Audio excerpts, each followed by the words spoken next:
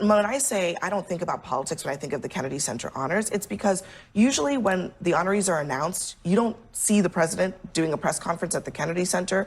He's not on the stage hosting the thing. He's sitting in a box and he's waving and laughing and clapping. And George Bush did it. Donald Trump did not do it.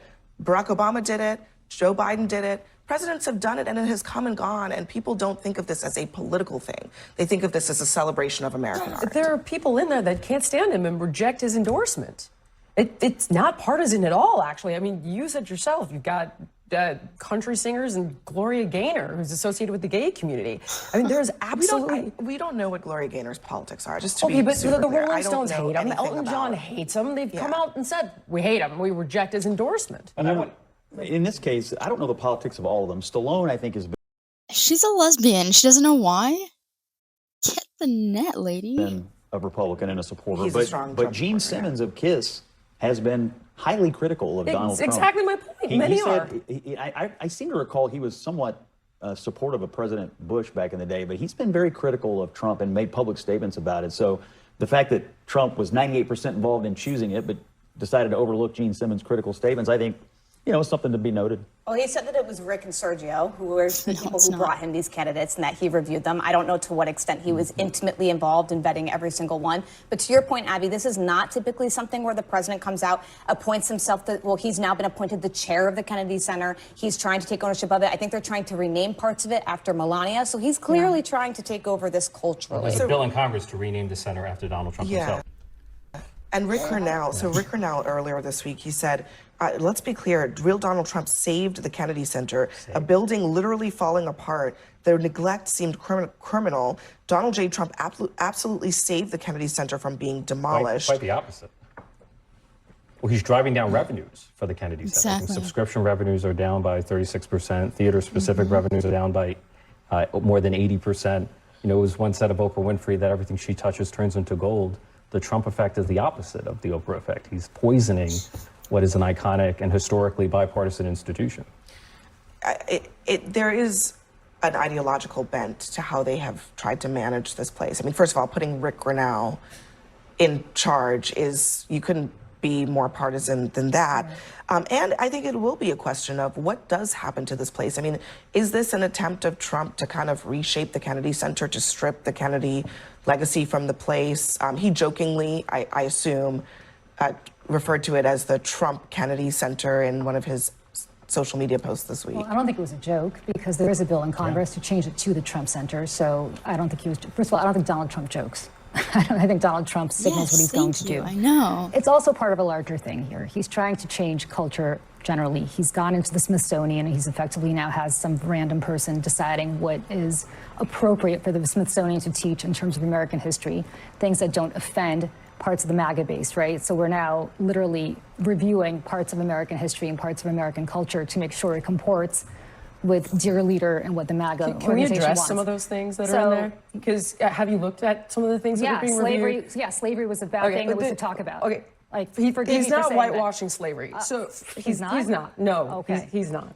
And you cannot tie imperialism and racism and slavery to just one race, which is pretty much what every single exhibit does.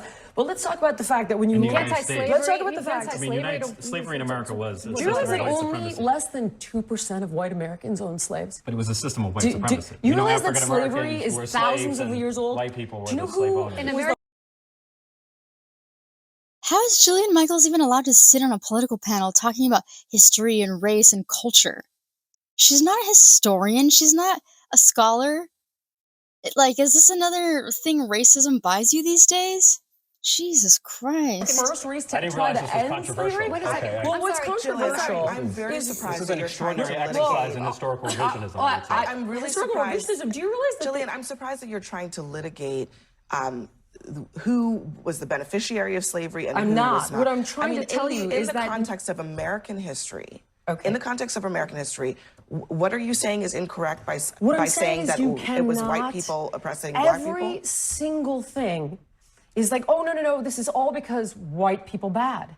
And that's just not the truth. Like, for example, every single exhibit, I have a list of every single one. Like, people migrated from Cuba because white people bad, not because of. Because white people did something, caused something for the Cuban. Yeah, that was because white people Yes, bad. no, it's in there. That's what I'm saying. You don't actually know what's in there. Do you know that when you walk in the front door, what exactly, the first thing you see is the gay flag? Jillian, you have a lot of stuff in front of you. Yeah, I do, What because exactly I don't, because here's the are thing. you talking about? Okay, I'll give you an example. Yeah, please. There's one called Change Your Game, right? This has been an installation there.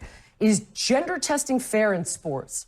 Does that, and then it goes on to talk about how it's You know what? She's constantly rewriting the narrative, downplaying systemic oppression, and even attacking the LGBT plus community while being a part of it. That's straight up ignorance. I mean, that's active misinformation delivered with, I guess, charisma? Is that what that is? She's kind of terrifying. Look at her face. She's terrifying. complex to do gender testing in sports. It's not complex. It's basic science. That's untrue. It's XX chromosome, XY chromosome. That's sports. Is it fair to have biological men competing against biological women in sports? No, but why is Where this is in the she getting this from? Smithsonian? Why is she bringing this up? It's been completely captured. First of all, I don't and think it's totally partisan. we don't. First of all, we don't have time to litigate all of this. Of course we don't, because then you're going to lose the argument. And everything is racialized, just like you're trying to do to me now. Excuse me. It's like, oh, I can't believe you're trying to suggest. Oh my God. Imagine this is your mom and you're a little black girl. She has a black daughter.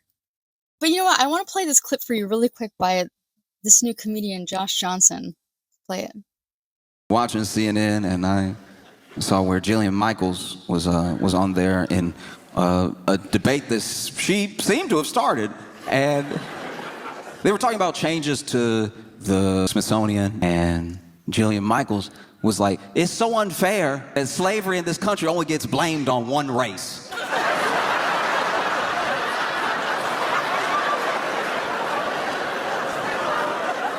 Look, as outrageous as that is genuinely funny.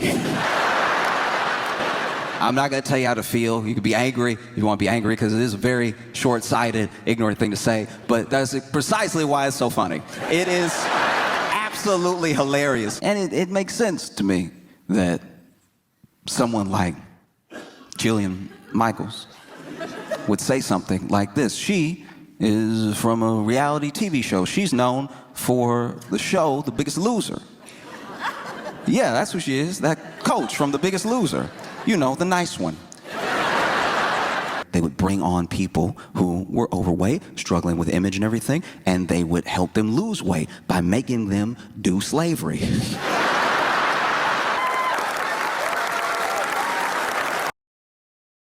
You know, that just to slavery is be a good clear, thing. you brought up race. No, this was a conversation about the arts, and you brought up race. It isn't. You brought up. But the whole hold point on, of hold this on, is Jillian. that the issue You brought up slavery, and you brought up the question didn't. of whether. You brought up the question of whether or not slavery in the United States is about race. The answer is no, I yes. Didn't. I slavery did not in the United States don't is straw man about my argument, race. because that's not what I said. So what are you brought talking up about? Slavery, and what I was talking about is that this isn't really about that.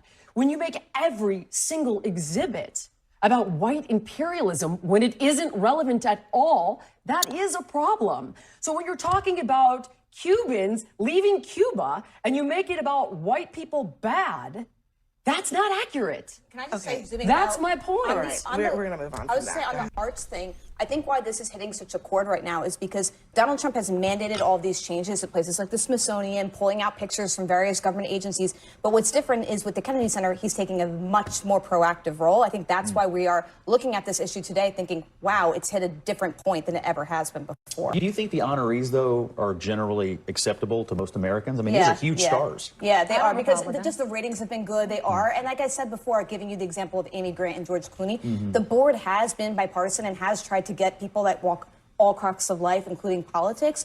I just think that I was expecting, quite frankly, if Donald Trump was going to name honorees, I was expecting this to go a much more further right direction than it actually did. Which kind of begs the question, what exactly was the problem he was trying to solve? Because, I mean, to your point... Manufacturing a problem. Yeah, I mean, the board has been, actually is bipartisan because Republican and Democratic presidents get to appoint people to that board. And it's really not, again, it's not really a political thing. It has not been until now. He doesn't need a problem. He just wants control. He wants to be the center of every institution, the center of everyone's attention. You know, he's not a conservative because he's not interested in conserving institutions. It's all about his narcissism. It's all about Trump. That's the common Trump thread. Show rolls on. And it tends to get good ratings, I will say that. Yeah, it I mean, does. look, it's popular because it is about art.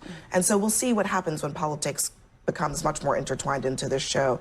Sarah, thank you very much for being here, everyone. Why do you think she was acting this way? Why do you think that was her reaction? I mean, that's very that's a very unhinged and wacky reaction. What do you think's getting to her? I mean, she's freaking terrifying. She is. But you know, and here's where it gets dangerous. Okay, she has a black daughter. Every time she gaslights history or frames oppression as something abstract or distant or overblown, what does that teach her child? It teaches that truth and justice are just optional. That's pretty messed up. It teaches that your mother might prioritize ideology or ego over your lived experience. I mean, that's not just wrong, that's psychologically impactful because, you know, children, they absorb these distortions of reality in ways that can confuse or diminish and even traumatize them. She doesn't care. You think she cares? She doesn't care. Look at her. I mean, she's acting nuts. Can you imagine if you're a little black girl and you're seeing your mother react this way? But what makes this segment so important to unpack isn't solely her individual failings. It's a mirror for a broader societal issue. When privileged voices hijack cultural and historical conversations, the public perception of truth becomes distorted.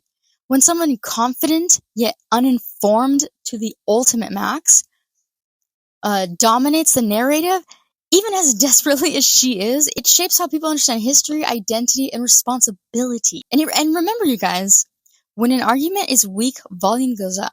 But all right, so here's the takeaway. History isn't about names or dates or abstract systems. History is about power, impact, and human consequences.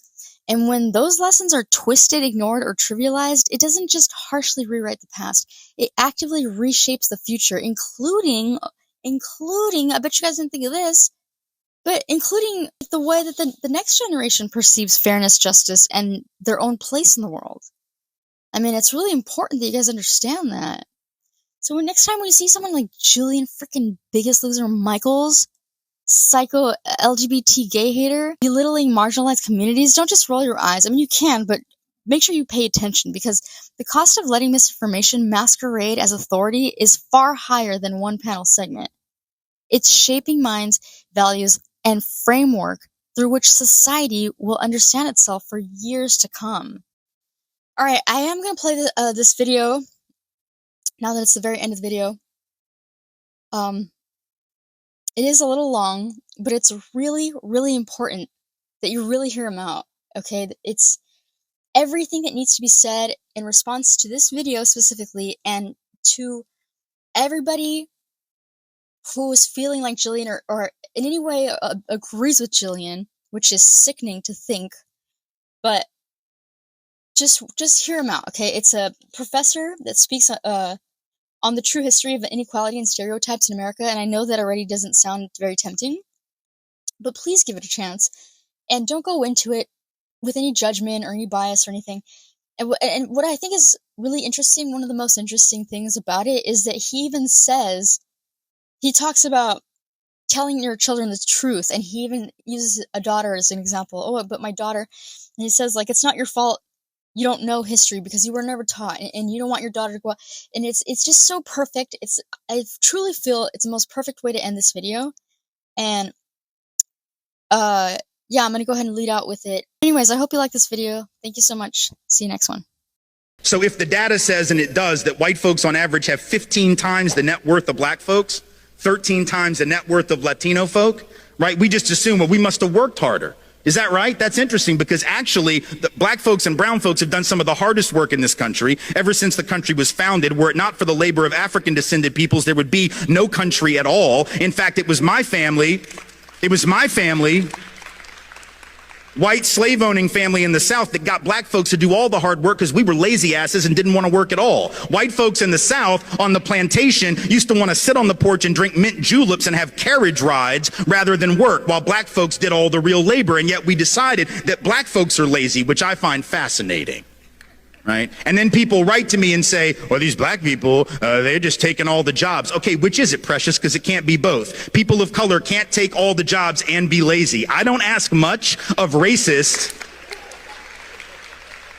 because I expect very little, but you cannot be lazy and take all the jobs. Are we at least clear on that? Like, if you took all the jobs, you were like the opposite of lazy. If you are indeed lazy, you probably did not even take one job, let alone all of them. So I just need racists to get their damn story straight. That's all I ask. I just don't like moving targets. That's all, right?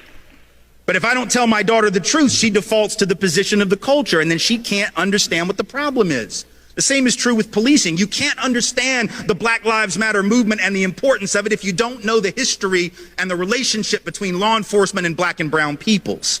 If you understood that history, you wouldn't ask one question about why this movement is necessary and why it's righteous. If you knew that history, but you don't know it, and it's not your fault. You weren't supposed to know it, and nobody taught it to you, right? So you don't have to know that modern policing traces back to slave patrols. That black folks' first experience with law enforcement was having, you know who? Working class and poor white folks on horseback going around keeping black folks in line on behalf of the rich master that owned all the property. That sounds a lot like modern policing, because ain't no rich people policing, right? It's working class folks who are out there protecting the property of rich people against the depredations of poor people. That's what modern policing is, and it traces back. And we know that's what modern policing is, by the way, because we will lock you up for 10 years for $100 worth of food stamp fraud. But if you take $12.5 trillion on Wall Street, 20% of the net worth of this country, you will not do one day in jail. So we know that law enforcement has got nothing to do with enforcing the law. It's got nothing to do with good people and bad people, lawbreakers and the law abiding. It only has to do with controlling certain people. And black and brown folks know it was cops who were involved in race riots and racial terrorism against black communities for the first 50 years of the 20th century. You didn't learn about that in class either, and that's not your fault. It wasn't taught. But in fact, every single year, just about from 1900 all the way to the 1930s, 1940s at least, there were race riots where white folks would just go into black communities, burn them to the ground, bomb them from the air, like in Tulsa, Oklahoma, rip people out of their homes, beat them in the street, and police sat by, watched it happen, and participated. That doesn't mean that every cop in the modern era is like that, but it means that black folks can be excused for being not so clear on the decency of police in their communities because there's a history there. It was police who dragged black folks and white allies off of those sit-in stools at lunch counters in the South to enforce segregation. See, when your job is to enforce the law, and for most of American history, the law was against you as a people, then enforcing the law means you are the first line of oppression. People of color know that history and need to be excused when they don't just get over it, because that continues. How do we know it continues? Very easy. We know from the data on racial profiling that black folks are twice as likely as white folks to be stopped and searched for drugs, even though white folks are more likely to have drugs on us on the occasions that we're searched. White folks use drugs and sell drugs at the same or higher rate than black folks and Latinos, and yet it is black folks and Latinos who in any given year make up 85 to 90% of the people who get arrested and incarcerated for a drug offense. See, people of color know that. And if we don't understand when black folks rise up and say Black Lives Matter. Well, what do you mean? All lives matter. Yes, sweetheart, I know they do. Yes, they do. And that is a totally irrelevant and unnecessary point to make. You see, you don't have to say all lives matter. We take that for granted. What we've never accepted in this country is that black and brown life matter. You have to proclaim that which is ignored, you see. That's why we have Black History Month right now and not White History Month. We don't have to have the White History Month because we got May and June and July and August. And every other month where we learn about white folks, we don't have to call it that. See how slick that is? That's how white supremacy operates. You don't have to call it White History Month. You just call it history, literature and theater and poetry and art. You don't have to racialize where it came from, right? That's what Malefi Asante at Temple calls universalizing the particular, which is the hallmark of Eurocentric thought, right? Not everybody's experience is the same. And so when certain people have been left out of all, you have to call that out by name. Because see, we've always said all, then we didn't mean it. We said all men are created equal, and we didn't mean that shit, right? We didn't mean women, but we didn't even mean all men. We said all, and it was a lie when we said it, right? And so in a sense, when you say Black Lives Matter, to respond with all lives matter would be like going in a time machine back to 1971. Y'all won't remember this, those who were students, those who were older will. Around 1970, 71, 72, the big phrase was black is beautiful, right? There was this desire to take back the beauty narrative from a beauty industry, fashion industry, glamour industry that had hijacked it and denigrated black physicality and beauty, right? So folks were saying black is beautiful to reclaim a sense of beauty for themselves. It'd be like getting in a time machine, going back to 1971, hearing somebody say black is beautiful and tapping them on the shoulder and going, but we're all beautiful in our own way. Yes, shut up, we know. Not the point. It'd be like going back to the early 80s when the HIV/AIDS crisis started.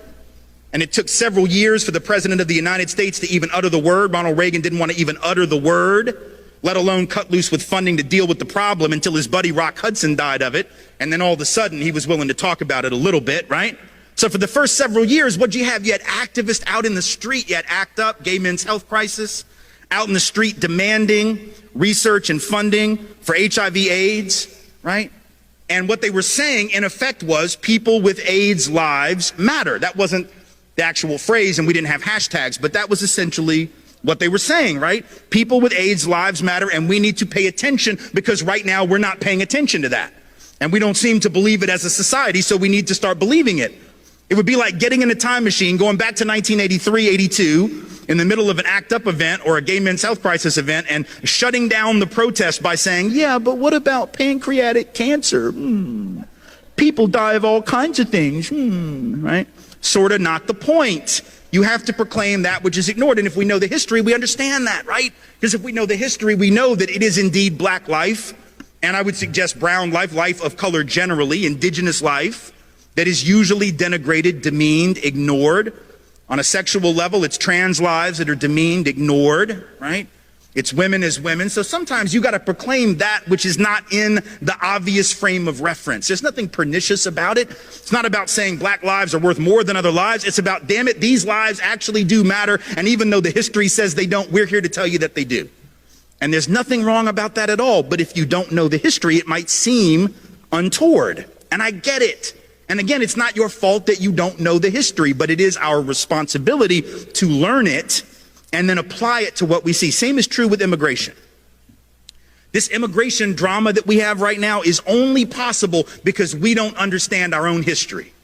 As a country, and particularly those of us of European descent, we have lied to ourselves about how we got here and for what reason. See, black folks know why they're here. Native peoples know why they're here and how they got here. A lot of Asian folk know, particularly if they're Chinese American, they know they got here because their ancestors were brought over to work on the railroads by the railroad barons who didn't care if thousands of them died laying track 19, 20 hours a day. But for those of us who are from Europe, we have this fiction that we've told, and we believe it, even though there's no truth to it. You know what the fiction is? It's two parts. Number one, we say things like, with regard to Mexicans coming over the border, with regard to immigrants coming up, but only that border. That's the only one we care about, right? The southern border. I find that interesting. We're not flipping out about Canada, right? We don't have any of the Minutemen or the anti-immigrant groups sitting off the coast of Nova Scotia with a gun and a scope trying to like pick off the sneaky Canadians that are trying to sneak in here for our superior healthcare system, which after all would be a pretty stupid thing to do. But in any event, we only care about that one border, forgetting for a minute that that border was created at the end of a war that was started on false pretense by this country, after which we jacked half of their country.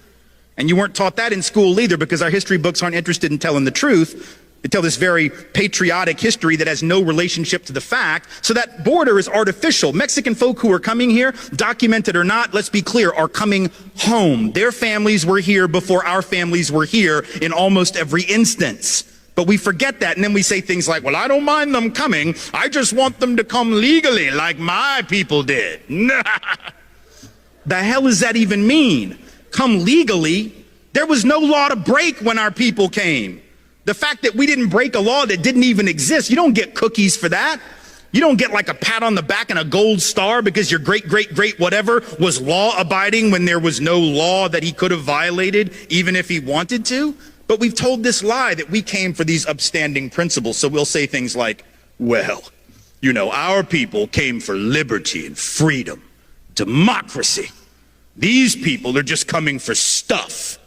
They're just coming for jobs. They're just coming for health care. They're just coming for stuff. We came for high-minded principle, right?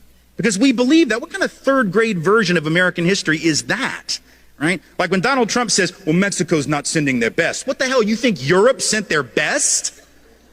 Europe? No, our people were the losers of Europe. I'm not trying to be an asshole. I'm just telling you the truth. Like, our people were the losers of Europe. The winners didn't get on the boat. You understand what I'm saying? The winners didn't leave. Why the hell would you leave if you were winning? Only the losers left because they had no choice. They were dying. They were starving. They couldn't support their families. A lot of them were convicts who were sold into indentured servitude to work for rich European people. They were barely above the level of a slave themselves. The idea that we had these we didn't believe in liberty and freedom. And we know that because once we got to the colonies, we set up the opposite of liberty and freedom. And I don't just mean that for like black folks and native folks. I mean, even for other white folks. Like, we spent most of the time in the early colonies trying to figure out who the witch was, right? It was like, well, you're not a Christian. Well, no, you're not a Christian. Well, no, you're not a Christian. I'm going to hang you from a tree. Really? Well, I'm going to drown you in the stream. Well, I'm going to set you on fire. Like, that wasn't liberty. The colonies were some of the least free places in the history of the cosmos. But we act like we came for liberty, and they're just here to take advantage. Let's be clear. Our people didn't come for liberty. They came for stuff. What it is? National Brotherhood Week. What's brotherhood? Treat everyone as though he was your brother. And is there anyone in this United States that we do not treat as our brothers?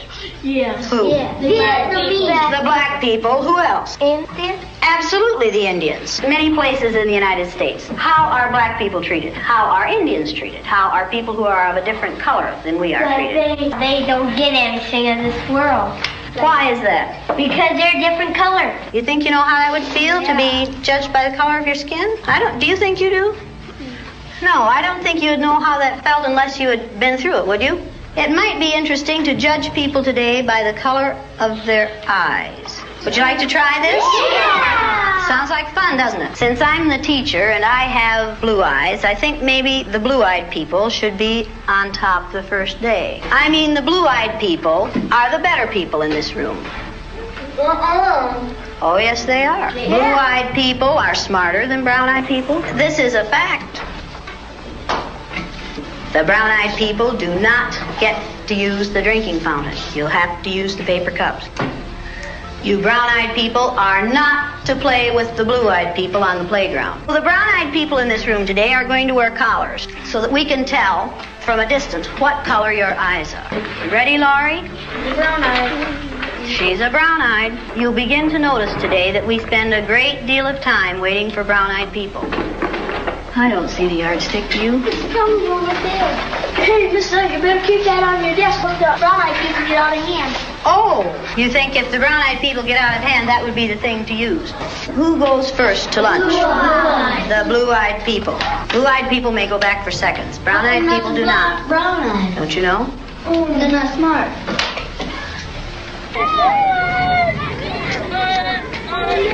And it seemed like when we were down on the bottom, everything bad was happening to us. The way they treated you, you felt like you didn't even want to try to do anything. It seemed like Mrs. Elliott was taking our best friends away from us. What happened at recess? Were two of you boys fighting? Russell called me names and I hit him in the gut. What did he call you? Brown eyes.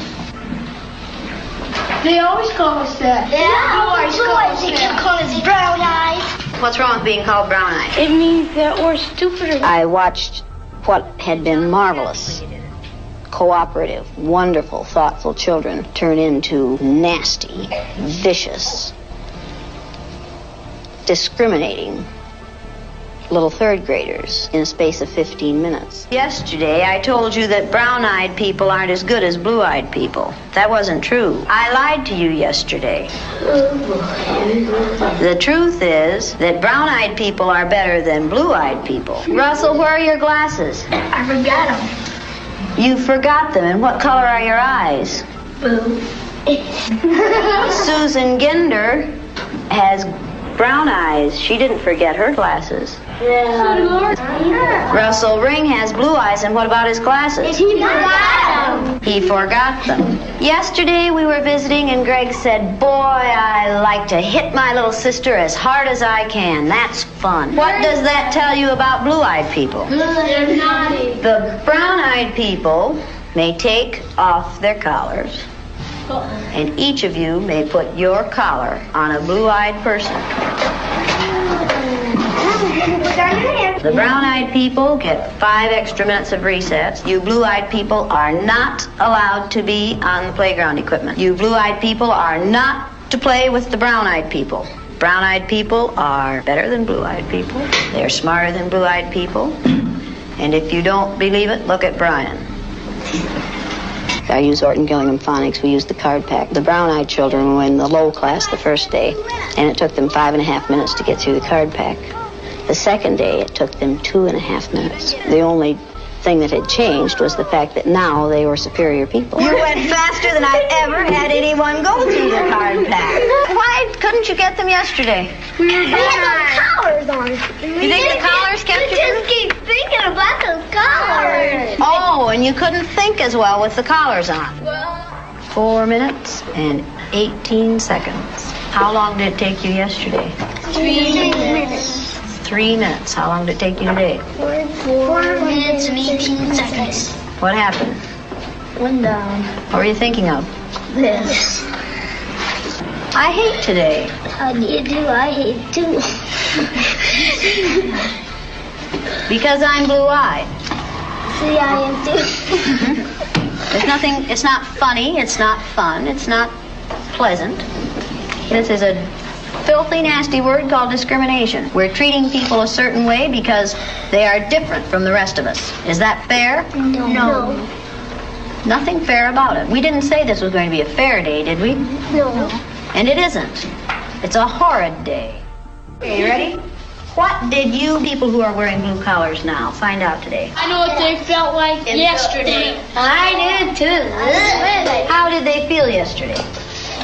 Down. Like a dog on a leash. Yeah. Like you're chaining them up into prison. Like you're shut up and you're throwing the key away. Should the color of some other person's eyes have anything to do with how you treat them? No. All right, then should the color of their skin? No.